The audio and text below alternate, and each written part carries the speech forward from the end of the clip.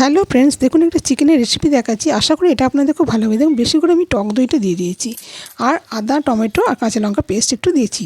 আর এই যে শুকনো মশলাগুলো দেখছেন, এই সব শুকনো মশলাগুলো দিয়ে দেবো। তো কী কী দিয়েছি দেখতেই পেয়েছেন, তা হাত সত্ত্বেও আমি পরে বলছি। তা দইটা আমি 500 গ্রাম মাংসের জন্য আমি এটা 250 গ্রাম টক দই দিয়েছিলাম, কারণ এটা আমি দই চিকেন বানাবো। তো যাই হোক, কড়াইতে বানাবো। নিয়ে পেঁয়াজটাকে একটু হালকা, পেঁয়াজ রসুনটাকে হালকা একটুখানি ভেজে নিলাম। নিয়ে আমি যেটা ম্যারিনেট করে রেখেছিলাম সেটাকে আমি দিয়ে দিলাম, আর আলুটাকেও দইয়ের মধ্যে ডোবানো ছিল। এবার দই থেকে আলুটা তুলে নিলাম। নিয়ে এবার আমি এটাকে ভালো করে কষে নেবো। হ্যাঁ, আলুটা দইয়ের ডোবানো ছিল এই কারণে, ডুবিয়েছি যে দই দিয়ে করছি যেহেতু, প্রথম কথা। দ্বিতীয় কথা হচ্ছে আমি আলুটা আগে সেদ্ধ করে রেখেছিলাম, সেই জন্যই এটা দিয়ে করলাম। একটু অল্প নুন দিয়ে রেখে দিয়েছিলাম। তা যাই হোক, এবার আমি যে বাটি ধোয়া জলটা সেটাই দিয়ে দিলাম। দিয়ে এবার খানিকটা ধনেপাতা কুচি দিয়ে দিলাম, একটু গরম মশলাও দিয়ে দিলাম, একটু লঙ্কার গুঁড়োও দিয়ে দিলাম।